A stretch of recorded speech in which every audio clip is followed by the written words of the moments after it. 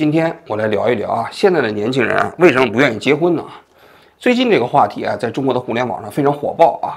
我在网上随便搜了一下不结婚不婚，那晚上铺天盖地的视频啊，铺天盖地的帖子啊。对啊，我干嘛要娶妻生子呢？因为什么？一结婚我变穷了，对不对？不知道现在好多90后都四大皆空吗？不娶妻不生子，不买房不买车，所以说我手握10几万，我慢慢花，它不香吗？你有女朋友吗？没有。那你想找女朋友吗？不想。为什么不想？因为这种耗费时间与精力的事情不要讲。耗费时间与精力，但找个女朋友陪你一起玩不好吗？不好啊。为什么不结婚啊？结婚？你不知道吗？结婚不吉利的呀，在我们老家那边，结了婚的女人老了以后很惨的。那你这样不会不要小孩吧？小孩？别跟我提小孩，我对小孩过敏，我去医院查过过敏源的。3岁小女孩、5岁小男孩，我都不能碰的，我身上会起红疹子的，很吓人。36岁不结婚不生孩子，一个人独居的生活有多爽？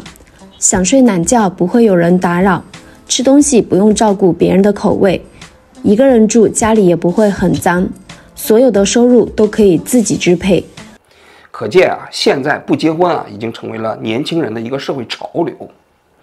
正好前几天啊，中国的民政部公布了去年第4季度的统计数据啊，这个数据里头显示，去年全年啊，全国结婚的数量是683万对，离婚呢是210万对啊。这中间还包括了100多万对的再婚人数啊，也就是初婚人数啊，大概只有500万对。这个数字啊，可能大家没概念啊，我给大家介绍一下。中国公布啊每年的结婚数量啊，这个是从1986年开始的，从1986年到现在啊，将近40年的时间啊，这个数字是有统计数字以来的最低值。2013年啊，是中国啊结婚数字的峰值，这一年一共结婚了1300多万对，之后就逐年下降，一开始还比较平稳啊，到2019年的时候首次跌破1000万，之后就开始进入到了断崖式的下跌。每年下跌超过10%，去年呢，中国还有760万对，今年就跌到了683万对啊。按照这个趋势啊，如果要是不改变的话，很快可能会跌破500万对。更关键的是啊，就是过去3年大家都知道啊，这是个疫情嘛，所以很多人都认为过去几年结婚数量下降啊，是因为疫情。疫情呢，那隔离啊、封城啊，想结婚都结不了，对不对？所以呢，很多人都预计这个疫情结束之后，应该会出现一个结婚数字的井喷，而去年第4季度就是疫情结束的那个季节嘛。但是你看现在的数字显示啊，去年第4季度结婚的数字并没有增加，比前一个季度还在降低。那就说明什么？那就说明疫情结束之后，人们的结婚意愿并没有提高。我再给大家举一个数字啊，今年的520。是疫情结束之后的第一个520，因为去年的520还有疫情嘛，还在封城嘛。那么今年的520到底有多少对结婚呢？澎湃新闻前一段时间做了一个报道啊，他把全国各省啊520的结婚数字做了统计啊，我给大家念一下。江苏省今年的520啊，结婚数字是11156对，比去年下跌25%。广东呢是12450对，比去年下跌40%。四川是16000对，比去年下跌36%。湖北就更惨了啊，520这一天登记结婚的是9455人，一共呢比去年下跌46%。湖南呢，520只是登记了4576对，比去年下跌76%啊。那你想一想，那就说明什么？那就说明疫情的因素在这个年轻人的不愿意结婚的意愿里，应该这个可以忽略不计。那也就意味着啊，这现在的年轻人真的是不愿意结婚了，不管你有没有疫情，不管你社会是不是正常，他就是不结婚了。那这个年轻人不结婚有多可怕呢？我过去曾经做过节目讲过啊，中国最近几年新生儿的出生数量在断崖式的下跌，现在已经跌破了1000万。而今年据说啊，来自于儿科医院的数字显示啊，全年这个孩子建档的数字只有744万。那也就意味着，全中国今年新生儿的出生数字在2023年大概也就是700多万。这个数字呢，有人做出比较啊，比那个当时啊1946年的数字还要低，比那个当时啊，这个抗日战争时期那个大饥馑的时候还要低，那个时候一年还有900万。那你想想，现在是盛世中国啊，你一年新生儿出生数量只有700多万了。关键是你扭转这个出生数字的下跌啊，你首先得让这些年轻人结婚呐。如果他婚都不结的话，他谈何生育孩子呢？所以这个结婚的问题是生育问题的前置问题。如果年轻人不结婚的话，就谈不上生孩子。所以这个问题呢，对于现在的中国来说非常之重要。那我们今天就来先分析一下现在的年轻人他为什么不愿意结婚啊？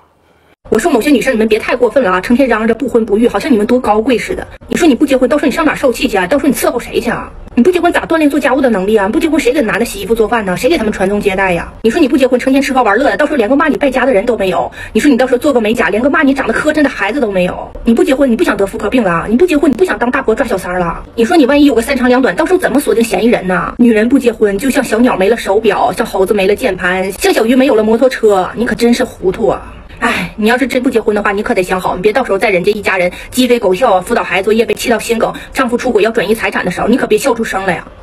那首先我们要分析一下传统的婚姻制度啊，它在社会上它到底有哪些功能啊？我觉得有这么几个方面啊。首先第一个是经济互助功能，就是一个人过啊成本太高，2个人过呢搭伙过日子啊，这个怎么来说成本差不多，但是有2个收入嘛。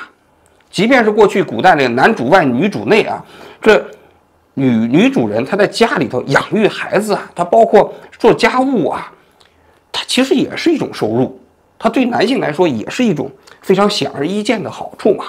所以啊，就是2个人在一起生活啊，它最主要的是一个经济互助，这是传统的婚姻中间的第一大功能。第2大功能啊，就是繁衍后代。中国人有那个传宗接代的这样的一个观念和传统啊，但是你传宗接代，那前置条件你就得结婚呢，因为养育孩子啊非常辛苦和漫长，你把他养大成人需要20多年的时间，那这20多年的时间靠一个人来养育的话，这在传统社会几乎不可想象，必须2个人共同抚养才能完成繁衍后代的这么一个艰辛的工作，这是第2个功能。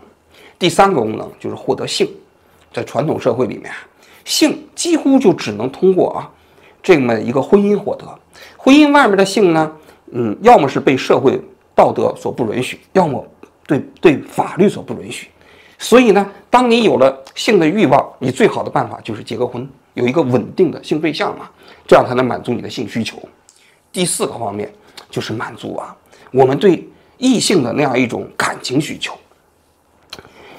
你看到了意中人，你就想跟他结婚，就想跟他厮守一辈子，是吧？这个呢，也是人类的一个美好的这个感情的这么一个向往嘛。但我这里要讲一下这感情因素在婚姻里头应该说是最不重要的一个因素。人类有婚姻历史以来那么有感情的婚姻呢，历史不超过100年。在古代社会里头，都是父母包办，你在结婚之前都没见过这个人，哪有什么感情所以呢，感情实际上在婚姻里头，尤其是传统婚姻里头不重要，但是在现代婚姻里很重要这在我看来，婚姻中间的4个社会功能，就是我说的这4个方面。那接下来我们就要分析一下了，为什么现在的年轻人他不愿意结婚呢？到底有哪些变量发生变化了呢？首先第一点客观原因是因为过去这些年中国实行严格的计划生育，所以呢适婚人口在逐渐的下降，这一点呢是客观事实那么你比如说现在88年、89年这个进入到社会、进入到适婚这个人口了，它现在每年呢大概是2000多万，而且这个数字也在缓慢的逐年下降而且这里头有一个被人们经常忽略的一个数字就是性别比。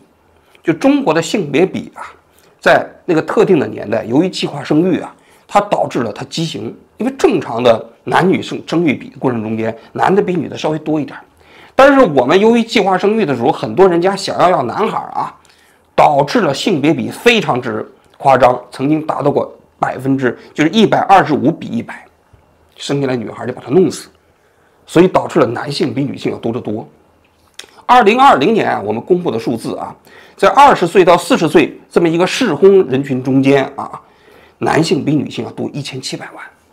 那你想想，这个数字就非常可怕了。那也就意味着婚姻的竞争性大大加强了。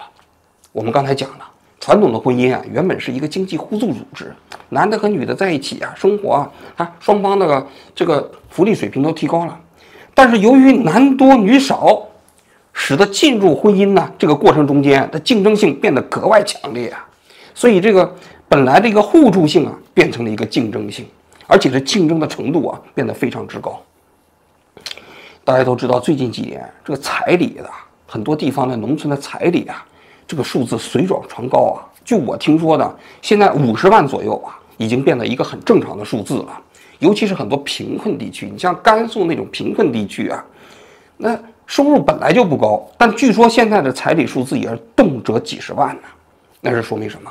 那就说明现在的婚姻的竞争性提高了，女性啊抢手啊，男性想结婚呢。那女性的家庭基于利用男性想要结婚的这样的心理，拼命的抬高彩礼价格。所以啊，现在你可以看到了吗？不结婚中间实际上分为2部分，很多男性不结婚，他是失婚。所谓失婚，就是你想结，你结不了，没人跟你结。你比如说我现在是不是我想结婚呢？我挺想找个女朋友的，但是我一方面工作比较忙，另外一方面呢年纪比较大了，没人要我。所以我就是属于失婚。而很多女性呢是不婚，她不婚是说她实际上有这个配偶的对象，有人想跟她结婚，她不愿意。那这也反映出一个什么特征呢？就男性和女性啊，在进入婚姻过程中间，双方获得感是不一样的。就男性呢结婚呢，他想获得的利益多一些，所以他想结婚嘛。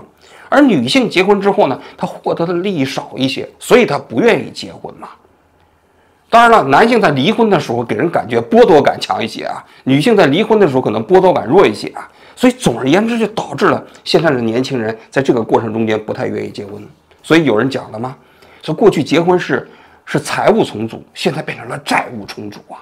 不结婚究竟有多爽？不结婚就不用买房，不用背负房贷，彩礼钱也省了，一人吃饱全家不饿，不用承担养家糊口的压力。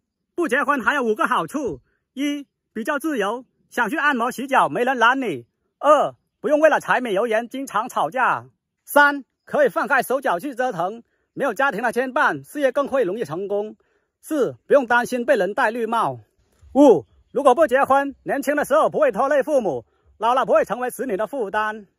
第2个因素啊，就是这个养育孩子。因为在传统社会中间，养育孩子啊，它实际上是一个投资。为什么是投资呢？你想嘛，就养儿防老嘛。你多养几个孩子，将来你到老的时候啊，你这个孩子多了，他孝敬你呀，给你钱呢，然后给你送温暖呢，所以你觉得老年的时候这个孩子啊，儿孙绕膝啊，非常幸福。但现在不一样了，现在养育孩子变成了一个消费，从投资变成了消费。为什么这么讲呢？首先是现在孩子基本上啊，你结了婚之后啊，你到老了之后他也不怎么管你了。同时，由于社会保障制度逐渐建立起来之后啊，养育不再是家庭自己内部的事情了，已经变成了社会化抚养。你有退休金吗？所以中国所谓的那个赡养的功能啊，赡养的传统文化也在逐渐的发生变化。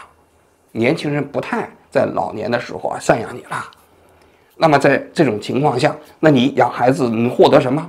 你无非就是获得在养育孩子过程中间获得的快乐。但是这个呢，成本又太高昂了。有人统计啊，现在养育一个孩子，在北上广这样的一个城市，你把他生下来到养育大学毕业，平均花费200万。小一点的地方虽然说这个会便宜一点啊，但实际上数字啊也不低啊。你养一个孩子最起码也得花个100把万，你要养俩呢，200-300万。那这个对你家长来说，那这个成本是非常高的。那你养大了之后他就飞了，你年纪大的时候他也不管你了，那不是纯粹变成了消费行为了吗？所以这是所有的工业化国家的一个共同变化，就是养育行为从投资变成了消费。所以很多人现在不愿意生孩子，这是本质的原因啊。如果说女儿在婆家受了委屈，您会怎么办呢？我女儿不肯受这委屈，所以不结婚。你能接受吗？接受，为什么不接受啊？她传什么宗啊？女儿本来就传不到宗了，无所谓。我老了就没有人陪你有女儿就有人陪啦，你有儿子就有人陪啦，他可以住好一点的养老院，独立就行了。我觉得结婚也没什么好，不结婚也没什么坏。第3点，性嘛，性过去啊，就是你只有结婚你才可以获得，但是现在不需要了。现在的婚前啊，2个人只要谈恋爱，基本上就住在一起了啊。然后呢，在谈恋爱之外获得性的途径也越来越多了，这是客观事实啊。所以其实很多人并不需要通过婚姻来获得性了。那么在这种情况下，他要想进入婚姻殿堂本身的那个动力就减弱了。更何况还有一点，一旦你结了婚，你就跟对方有了忠诚义务，你在这个人之外，你再获得其他的这个性啊，你就变成不道德的了，甚至还有可能触犯法律。但是你要不结婚呢，相对来说你就比较自由啊。如果你要是没有稳定的男女朋友，那你其实现在这个社会想获得性呢，并不那么困难。所以为什么现在人他把婚姻的年龄一直在往后推迟，这也是一个非常重要的原因。他不愿意过早的进入到婚姻的殿堂，那个性啊变成了一个唯一的对象。这第3个方面。第4个方面呢，就是感情。我们人类啊，在进化过程中对异性的那种感情的憧憬啊，到现在依然存在。而且希望通过婚姻的方式啊，来这个构建感情的这样的一个巢穴也好啊，家庭也好啊，应该也是啊，这个没有变。但这里头就存在一个问题了，对感情的追求虽然没有变呢，但是感情很容易变呢。过去结婚的时候不是讲了吗？7年之痒，到第7年的时候，就觉得这个人呢，怎么看都看不惯了。过去啊都是小仙女，怎么现在就变成黄脸婆了呢？过去呢是大帅锅，现在变成了油腻中年男。所以呢，你想想，人的这个感情啊，他要想维持唯一性啊，其实也挺不容易的。过去那种海枯石烂呐，这个朝朝暮暮啊，也多数都是没结婚。过去不就是经常讲了吗？这婚姻呢是感情的坟墓，是爱情的坟墓。没结婚的时候总是好的，一结婚过些年，柴米油盐上来之后啊，这个看对方就越来越不顺眼了。在传统婚姻中啊，由于它是一个经济互助组织，由于它要繁衍后代，由于它要获得性，所以啊，它变得无比稳定。你可以看一下那些农耕时代的家庭，几乎没有离婚的。但是到现代社会，为什么这个离婚率非常高了呢？就是维持婚姻的重要基础，前面那几个已经不存在了，就剩下感情了。那感情这东西，那太不牢靠了，是不是？在这种情况下，你就会发现离婚率开始大幅的提高，婚姻的年龄开始逐渐的推迟。不结婚有不结婚的好处，自由呀，没人管。有了家庭，为了家务事情，为了小孩事情要吵架的。您能接受他因为不想面对这些压力，不愿意结婚吗？随他们去吧。这个小孩有小孩的思想，他什么事情都能解决。要男人干嘛呢？不比以前是养子防老啊，什么走中这代都是空的，只要在世生活得好。不结婚没有人陪伴呀。你外面朋友不是一样的吗？几个知己的朋友比老婆比老公好嘞，培养兴趣爱好嘛多一点嘛。我刚才分析的都是一些工业化国家的普遍现象啊。实际上不仅仅中国啊，日本的年轻人也不生啊，韩国的年轻人也不生啊，台湾的年轻人也不生啊，美国、欧洲的年轻人也不愿意生育啊。因为人本身是自立的嘛，当他觉得不结婚对自己有好处的话，那么他就不愿意结婚。尽管是你生育才对整个社会有好处，但是呢，作为普通人，他实际上没有义务啊为整个社会的发展承担责任。所以你可以看到，全世界各个主要发达国家现在的年轻人多数都不愿意结婚。但是中国的情况稍稍有一些特殊啊。第一，就是中国啊，实际上远没到我刚才说的这些国家的富裕程度，社会保障水平啊也没到这个程度嘛。事实上，还有那么多人的收入水平非常低，那为什么它的经济互助功能没有继续发挥作用呢？而且，就从我说的，从2019年开始到现在，这种断崖式的下跌啊，一定不仅仅是我刚才说的那个原因，一定有特殊原因。那这个特殊原因是什么呢？那我觉得有这么几个方面。第一，就是我刚才讲的这种经济性啊的竞争啊导致的年轻人呐，真的是男的是失婚，不是说他不想结婚，他真的结不起。你想现在啊，很多女性都要求男性在结婚的过程中，不说要彩礼了，都要求你男方家里买房子嘛。那对于这个男的来说，你大学刚毕业没几年，你要想在现在的大城市里头买一套房子，几乎是不可能。你可能得举全家之力才有可能买得起这套房子。如果你家里不能给你支持，那你别想。那也就意味着，尽管你自己想结婚，你也结不了，因为你不具备这个经济条件。过去我们都说成家立业，但是现在女方都要求你要立业才能成家。所以啊，这是一个非常重要的因素啊。第二个方面就是这些年啊，年轻人可能普遍觉得，一方面上升通道啊，这个已经被封死了；另外一方面，整个社会也存在着巨大的不确定性。那么在这种情况下，他会觉得我顾我自己都有点困难，那如果我要是结婚的话，如果我再养育孩子的话，那这个风险就更大了。所以很多人是基于这种风险厌恶不愿意结婚，他总觉得好像一个人生活还勉强过得去，但一旦要是变成一个家庭的时候那可能担在自己身上的责任就给人感觉无力承担。我为什么没孩子？各位不，绝对不是啊！截止目前，身体健康各项指标勉强正常。我没孩子，纯是因为养不起，就养不死，但是养不好。您要说煎涮筷子一碗稀粥，给他拉个大上地里种田去，那咱们绰绰有余。但要说安全无污染、主食辅食科学的搭配，又维生素又营养品，又学前的辅导班，学钢琴、学跳舞、学英语、学绘画、学游泳健身，上私立学校，老师不教的，咱们在家里补课，考不上985，咱们出国留侨，回来以后，我要给他预备彩礼，准备买房，2室1厅大房子，4个轮子小轿车，给我生一大胖孙子。真养不起。那人说逼你这么养吗？谁逼你这么养的？不上私立可以上公立，不学钢琴可以学快板，不完了吗？完不了，谁逼我？人家都小你不小，人家都卷你不卷。自古常言说得好您想让您的孩子输在发起，输在起跑线上吗？最后我还想讲一下就是政府要想改变这个措施改变这个趋势实际上是非常困难的。就像我曾经讲过，你要想让大家少生育不难，你只要动狠，是不是把他们强制节育就行了？但是现在你要想让大家多生孩子是非常困难的，你要想让他们这些不愿意结婚的年轻人想去结婚，这是非常困难的。尤其是在伴随着工业化发展之后，人类婚姻形式要慢慢发生变化所以在这个趋势下，真的要想大幅提高年轻人的这个结婚欲望，极其困难。你想，你给补贴有用吗？你用税收的方法有用吗？他只要是不愿意结婚，你很难强制。所以我的建议就是中国政府有这么方面首先要把婚姻和生育尽可能的分开。现在有统计你像法国新生儿出生40%的人就是非婚家庭出生的，并不是在家庭里头有一个爸爸有一个妈妈的家庭里出生的。他已经把这完全分开了，因为你不分开的话，那就意味着那实际上的生育数字就更惨不忍睹。所以不得已就采取了这样一个措施，一个社会里头对非婚生育的家庭要给予特别照顾，不但不歧视，还要给予照顾，给予更多的福利。那我觉得中国政府这一点可以做，应该鼓励非婚生育。你可以不结婚，但你不结婚的过程中间也应该鼓励你生育。第二个方面呢，就是要给现在的年轻人更多的社会希望。如果你不能让年轻人给人感觉这是一个充满希望的社会他不会去结婚的，他不会去生孩子的。因为整个家庭在我看来，就我讲的嘛，由这种投资型由互助型变成消费型之后那么结婚本身就变成了一种消费行为。那么消费就必须让他觉得他有对未来充足的希望，他才敢去消费。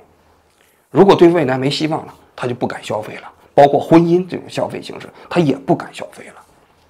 那至于能不能做到这一点呢？我不知道只能等待这个社会给予我们这样的一个答案吧。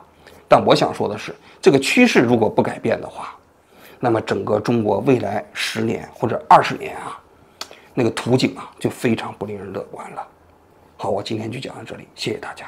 不结婚的人生有多爽？我今年36岁，没结婚，没孩子，住着10几平的出租屋，没有车贷房贷的压力，也不用彩礼钱，也不怕别人说我一个人吃饱全家不饿，不需要承担养家糊口的压力，每天吃什么全看自己的心情，不用顾及任何人的口味，还有永远吃不完的零食。我马上31岁了，没有结婚，也没小孩，而且这辈子也不会结婚了。不结婚的人生到底有多爽，你知道吗？没有婆媳矛盾，不用抓小三儿，也不用辅导孩子，早上睡到自然醒。在北京月薪3万，想买什么也不用跟别人报备，想吃榴莲也可以随便买，更没有收拾不完的家务，也没有伺候不完的人。不结婚究竟有多爽？不结婚就不用买房，不用背负房贷，彩礼钱也省了，一人吃饱全家不饿，不用承担养家糊口的压力。不结婚还有5个好处：一、比较自由，想去按摩洗脚没人拦你；二、不用为了柴米油盐经常吵架；三、可以放开手脚去折腾，没有家庭的牵绊，事业更会容易成功。你有女朋友吗？没有。那你想找女朋友吗？不想。为什么不想？因为这种耗费时间与精力的事情不要讲。耗费时间与精力，但找个女朋友陪你一起玩不好吗？不好啊。